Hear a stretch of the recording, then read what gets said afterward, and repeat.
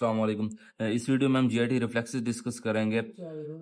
GIT में तीन तरह के रिफ्लेक्सेस होते हैं। एक वो रिफ्लेक्स होता है कि आपको पता है कि जीआईटी के अंदर ही अपना उसका नर्वस सिस्टम है, इंटायरिक नर्वस सिस्टम, तो उसी के अंदर ही महदूद रहेगा। Reflex that integrated entirely within the gut. पहला रिफ्लेक्स आप ये बुक से भी मैं दिखा देता हूँ, ठीक है। ये दूसरा रिफ्लेक्स होगा कि आपको पता है कि ये मैं इस डायग्राम से दिखा देता हूँ। ये ब्रेन स्पाइनल कोड है, उसके इर्द गिर्द ये सिम्पैथेटिक गैंग्लियोनिक चेन है।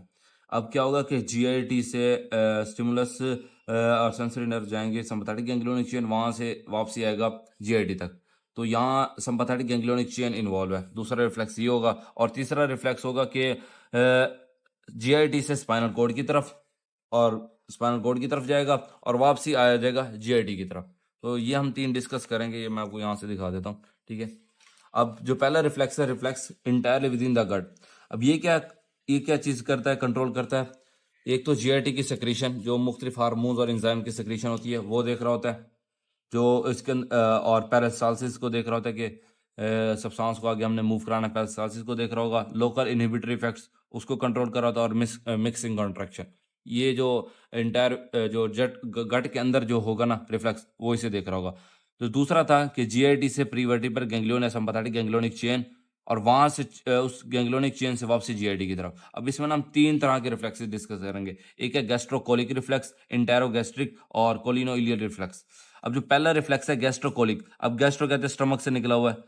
स्टमक से रिफ्लेक्स जनरेट होगा, कोलोन की तरफ जाएगा, ठीक है। अब ये क्या होगा था, जब हम कुछ खाना खाते हैं, ठीक है, अब वो स्टमक में जाएगा, इसोफिगस से होता हुआ ओरल कैविटी इसोफिगस, और उसके बाद स्टमक में आएगा। अब आगे जो होता है ना कोलन के अंदर, पहले ही जो सब्सटेंस होगा वो पड़ा होगा, जो हमारा खाना होता है वो वहाँ पड़ा होता है, उसकी एब्जॉर्प्शन वगैरह हो रही होती है, काइम वगैरह की, ठीक है।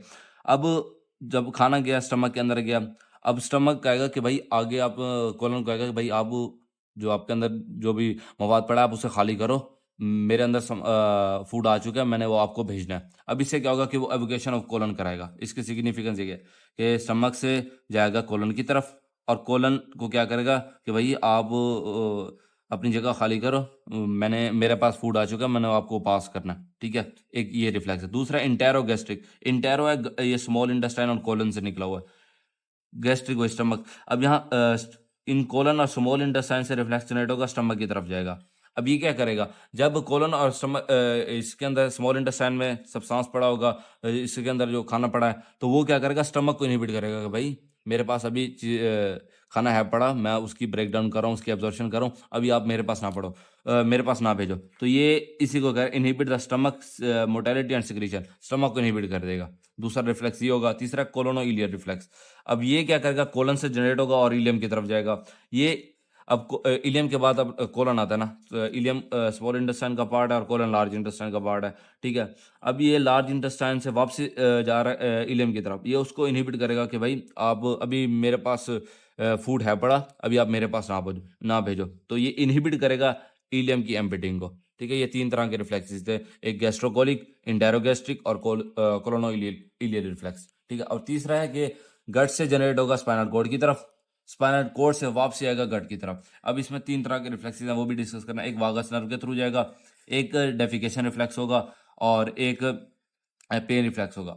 एक स्टमक और ड्यूडेनम से वागस नर्व के थ्रू ब्रेन स्टेम पे जाएगा रिफ्लेक्स। वहां से क्या होगा, वापसी गट की तरफ आएगा वागस नर्व के थ्रू। और ये क्या करेगा, गैस्ट्रिक मोटिलिटी, उसकी सिक्रीशन और उसकी एक्टिविटी को देख रहा होगा, ठीक है, उसको कंट्रोल करेगा।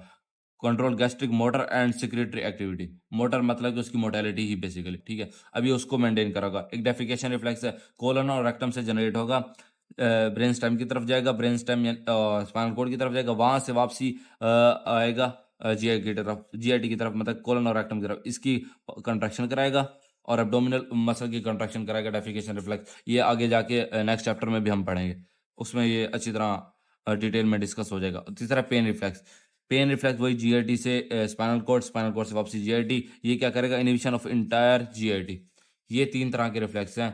अब मैं दोबारा बता देता हूँ, आपने ये जो जो चीज़ें याद रखनी है। एक रिफ्लेक्स इंटायरली जो है अपना जीआईटी के अंदर है, ड्यू टू जो हमारा इसमें इंटायरिक नर्वस सिस्टम है ना, वो देख रहा है, ये क्या कंट्रोल कर रहा था। ये चार चीज़ें आपने ये याद रखनी। उसके बाद जीआईटी से सिम्पैथेटिक गैंग्लियोनिक चेन, वो भी आपको मैंने दिखा दी थी।